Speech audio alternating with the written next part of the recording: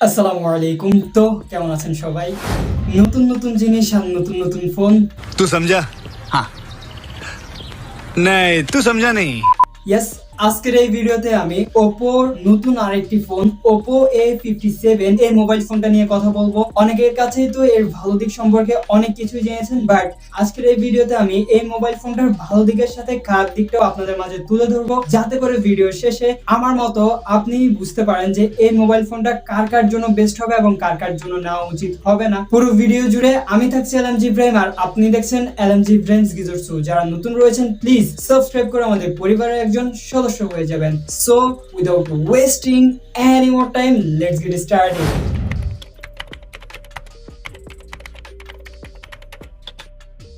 শুরুতে কথা বলে নিব Oppo A57 এই মোবাইল ফোনটার বক্স কন্টেন্ট নিয়ে। এক্ষেত্রে আমরা Oppo A57 এই মোবাইল ফোনটার বক্স খোলার সাথে সাথে পেয়ে যাব বেশ কিছু কাগজপত্র, ইউজার ম্যানুয়ালস, দেন সিম ট্রে ইজেক্টেড টুল, মোবাইল ফোনের জন্য একটা প্লাস্টিক ব্যাক কভার, যেটা কিনা প্রাইস বিবেচনা আমার কাছে মনে হয়েছিল আরেকটু কোয়ালিটিফুল হওয়া দরকার ছিল, মানে আরেকটু সফট হলে বেটার হতো।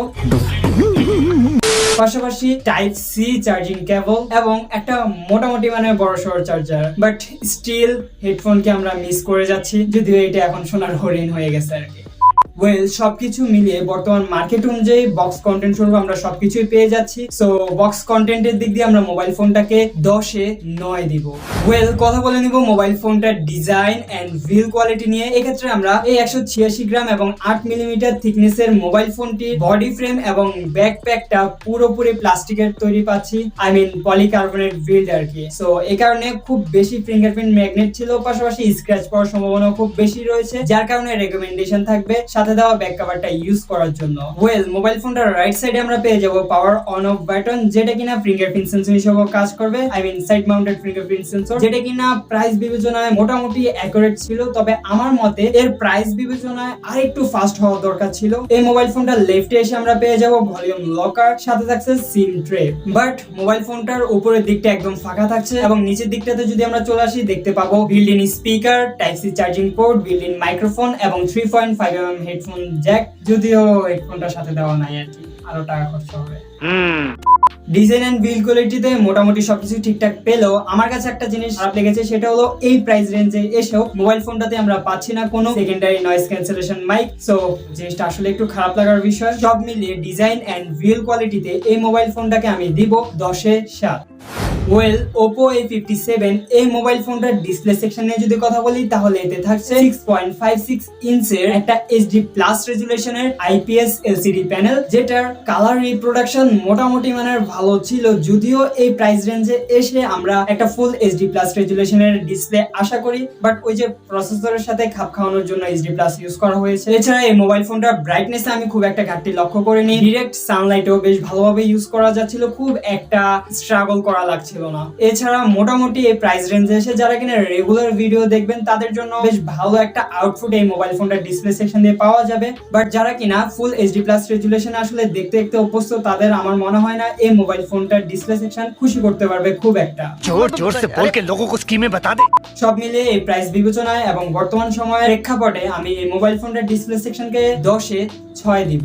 চলে আসবো Oppo A57 এই মোবাইল ফোনটার ক্যামেরা সেকশন, এবং ক্যামেরা সেকশনের রেয়ারে মোবাইল ফোনটাতে আমরা পেয়ে যাব ডুয়েল ক্যামেরা সেটআপ, যেটা মেইন সেন্সরটি থাকছে 13 মেগাপিক্সেলের এবং সাথে আমরা পেয়ে যাচ্ছি তার ছোট একটা ভাই মানে 2 মেগাপিক্সেলের ডেপথ সেন্সর। ওয়েল, এই মোবাইল ফোনটার রেয়ারে ক্যামেরা সেকশন দিয়ে তখনই ভালো আউটপুট পাওয়া যাচ্ছিল যখন আমরা প্রপার লাইট অ্যাকচুয়ালি পাচ্ছিলাম। মোটামুটি প্রপার লাইটে ভালো একটা রেজাল্ট দিতে পারছিল। আশা করি স্ক্রিনের স্যাম্পলগুলো দেখে বুঝে ফেলতেছেন এর থেকে আমরা কতটা ভালো আউটপুট পেতে পারবো। এছাড়া এই মোবাইল ফোনটার রেয়ারে ক্যামেরা সেকশন দিয়ে আমরা ভিডিওগ্রাফি করতে পারবো 1080p 30 fps হাইস। সব মিলিয়ে আমার কাছে যেটা মনে হয়েছিল, এর বাজেট বিবেচনা করে এর রেয়ারে ক্যামেরা সেকশন দিয়ে আরেকটু ভালো কোয়ালিটির পিক যদি আমরা আউটপুট পেতাম তাহলে মনে হয় আরেকটু বেটার হতো। এছাড়া এই মোবাইল ফোনটাতে সেলফি ক্যামেরা হিসেবে আমরা পেয়ে যাচ্ছি 8 মেগাপিক্সেলের একটা সেলফি ক্যামেরা, যেটা রেজাল্ট মোটামুটি এভারেজ ছিল, আহামরি খুব একটা ছিল না আর কি। সব মিলিয়ে Oppo A57 এই মোবাইল ফোনটার ক্যামেরা সেকশনকে আমি দিব 10-এ 7। চলে আসবো মোবাইল ফোনটার প্ল্যাটফর্ম সেকশনে, এবং প্ল্যাটফর্ম সেকশনে এসে আমরা মোবাইল ফোনটাতে পেয়ে যাব UI হিসাবে colour OS 12.1 based on Android 12, যেটা মোটামুটি ভালো লাগার বিষয় এই প্রাইস রেঞ্জে এসে। ওয়েল, বাংলাদেশ মার্কেটে মোবাইল ফোনটা অফিসিয়ালি আমরা একটা ভেরিয়েন্টে পাবো, সেটা হচ্ছে 464GB ভেরিয়েন্ট। তবে ভালো লাগার বিষয় হচ্ছে এখানে আমরা চাইলে 4GB পর্যন্ত র্যামটাকে এক্সটেন্ড করতে পারবো, যেটা কিনা 18,000 টাকা প্রাইস পয়েন্টে এসে আমার কাছে বেশ ভালো লেগেছে। মানে এই মোবাইল ফোনটার প্রাইস হচ্ছে 17,990 টাকা। ওয়েল, এই মোবাইল ফোনটার চিপসেট স্বরূপ আমরা পেয়ে যাচ্ছি মিডিয়াটেকের তরফ থেকে মিডিয়াটেক হেলিও G35 এই অক্টোকর প্রসেসরটি, যেটাকে কিনা আমরা একদা এক সময় 10-11 হাজার টাকা প্রাইস রেঞ্জের মধ্যে একটা গেমিং প্রসেসর মানতাম, বাট 18,000 টাকা প্রাইস পয়েন্টে এসেও এটাকে আমাদের ইউজ করতে হচ্ছে। ওয়েল, এই চিপসেটটা থাকার কারণে মোবাইল ফোনটা দিয়ে বেসিক গেমিংটা করতে পারবেন। তো সব মিলিয়ে প্রাইস বিবেচনা এবং বর্তমান প্রেক্ষাপট অনুযায়ী যদি চিপসেটটা একটু ভালো মানের ইউজ করা হতো তাহলে আমি মনে করতাম একটু বেটার হতো আর কি। সব মিলিয়ে প্ল্যাটফর্ম সেকশনে আমি একে 10-এ 7 দিব। রাইট নাও কথা বলে নেব এর সবচেয়ে ইন্টারেস্টিং পার্ট, এর ব্যাটারি সেকশনে।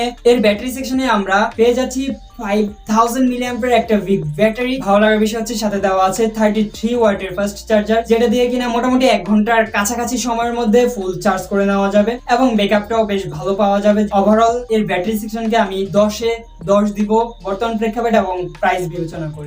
ওয়েল, এই ছিল তো মোবাইল ফোনটার ভালো দিক এবং খারাপ দিকগুলো। হবে অবশেষে যদি আমি নিজের অপিনিয়নটা শেয়ার করি যে কার মোবাইল ফোনটা নেওয়া উচিত বা কার মোবাইল ফোনটা বর্তমান সময়ে নেওয়া উচিত নয়, তাহলে আমি বলবো যারা কিনা এই 18,000 টাকা প্রাইস পয়েন্টে একটা বেসিক ইউজের মোবাইল ফোন খুঁজছেন, IPX4 ওয়াটার রেজিস্ট্যান্ট খুঁজছেন, পাশাপাশি IPX5 ডাস্ট রেজিস্ট্যান্ট খুঁজছেন, তাদের জন্য এই মোবাইল ফোনটা বেস্ট একটা চয়েস হতে পারে এই প্রাইস পয়েন্টে এসে।